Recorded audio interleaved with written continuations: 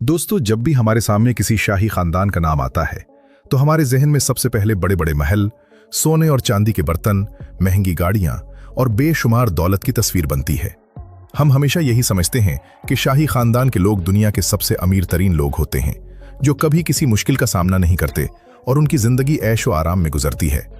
लेकिन दुनिया में कुछ ऐसे शाही खानदान भी हैं जिनकी हालत देखकर इंसान दंग रह जाता है। आज हम आपको दुनिया के इन शाही खानदानों के बारे में बताएंगे जो बेहद गरीब हैं और उनकी जिंदगी आम लोगों से भी ज्यादा मुश्किल है। जी हाँ, दुनिया के सबसे गरीब तरीन बादशाहों की कहानी शुरू होती है अफ्रीका के एक छोटे से मुल्क रवांडा से, जहाँ के आखिरी बादशाह का नाम किजेली पंजुम था। ये बादशाह एक वक्त में अपने मुल्क पर पूरी ताकत से राज करता था और उसके पास हर तरह की शाही सहूलतें मौजूद थीं। लेकिन वक्त बदला और मुल्क में आने वाले हंसी खुशी के दिन खत्म हो गए, जिसके बाद उन्हें अपना मुल्क छोड़ना पड़ा। मुल्क में होने वाली लड़ाई और गदर की वजह से उन्हें अपनी जान बचाकर भागना और दूसरे ममालिक में पनाह लेनी पड़ी।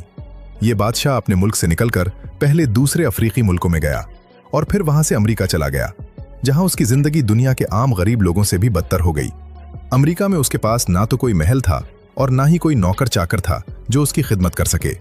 वो एक छोटे से कमरे के घर में अकेला रहता था और अपनी जिंदगी के आखिरी दिन इंतहाई गरीबी और तंगी में गुजारता था। इसका कोई मददगार नहीं था और न ही कोई उसे बादशाह समझता था। इस बादशाह की गरीबी का अंदाजा आप इस बात से लगा सकते हैं कि उन्हें रोजाना खाना खाने के लिए हुकूमत की तरफ से मिलने वाली मुफ्त खाने की मदद और सस्ते राशन पर गुजारा करना पड़ता था। वो दुकानों से सस्ता और मुफ्त खाना लेने के लिए आम लोगों के साथ लंबी कतारों में खड़ा होता था, जहां कोई उसे पहचानता भी नहीं था कि ये किसी मुल्क का बादशाह है।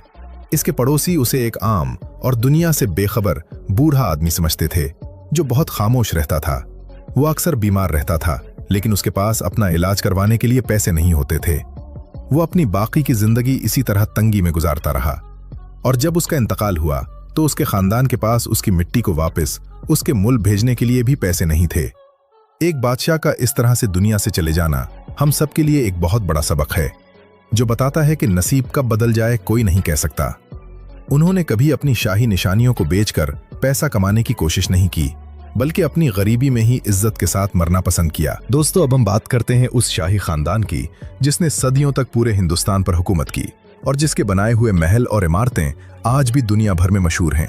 हम बात कर रहे हैं मुगल खानदान की, जिसके आखिरी बादशाह बहादुर शाह जफर थे।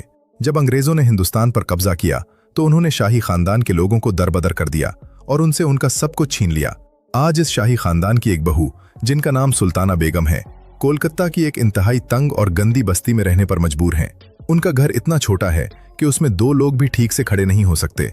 उनकी चूल्हा फूंकने और सोने की जगह एक ही कमरा है, जहां धूप और हवा का आना जाना भी बहुत मुश्किल है।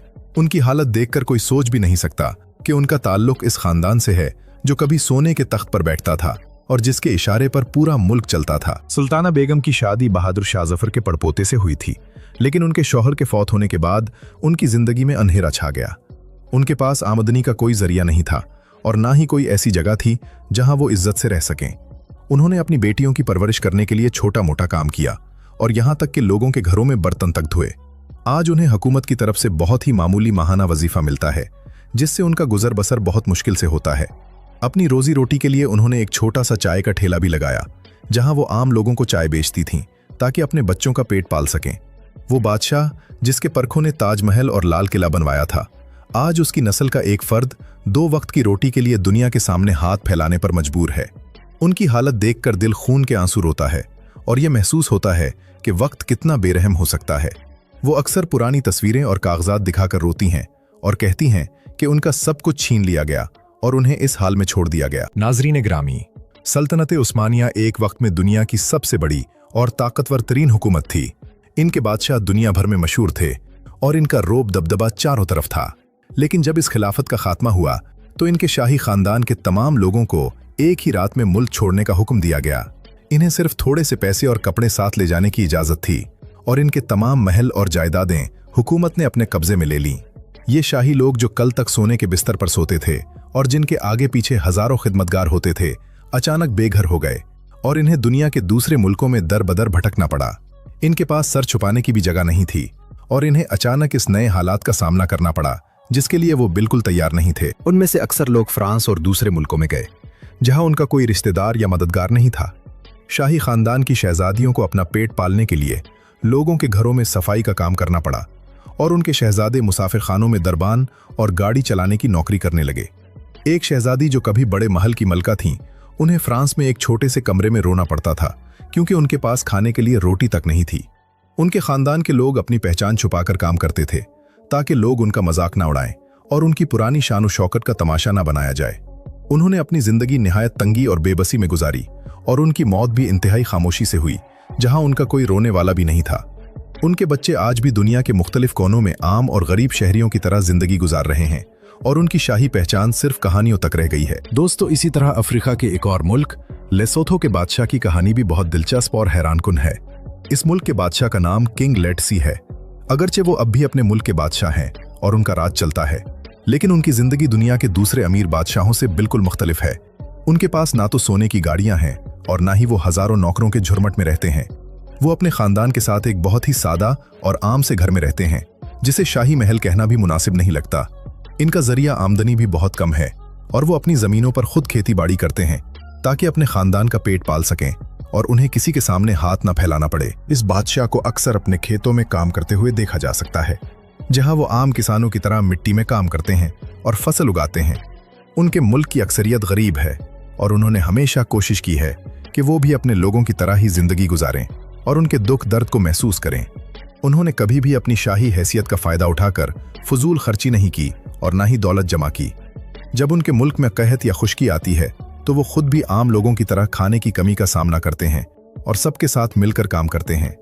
उनकी इस सादगी और गरीबी की वजह से उनके मुल्क के लोग उनसे बेहद मोहब्बत करते हैं और उन्हें अपना सच्चा निगहबान समझते हैं, क्योंकि वो एक बादशाह नहीं बल्कि उनके भाई की तरह रहते हैं जो उनके साथ बराबर खड़ा होता है। नाजरीन ग्रामी, दुनिया के छोटे से जजीरे पर मुश्तमिल मुल्क टोंगा के शाही खानदान की दास्तान भी कुछ ऐसी ही है।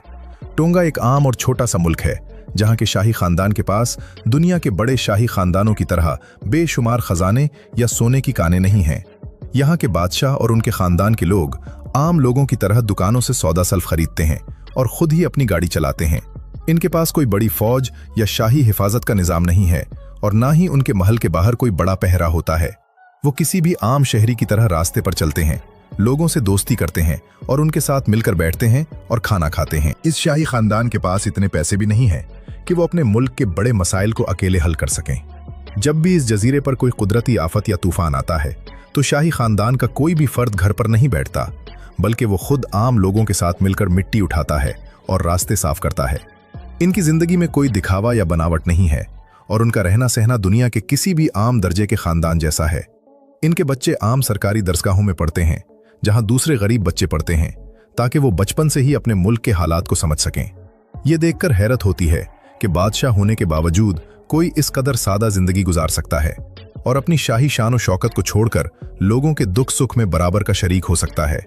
इनकी ये सादगी दुनिया के लिए एक मिसाल है जो बताती है कि असली बादशाहत दिलों पर राज करने में है, ना कि खजानों पर।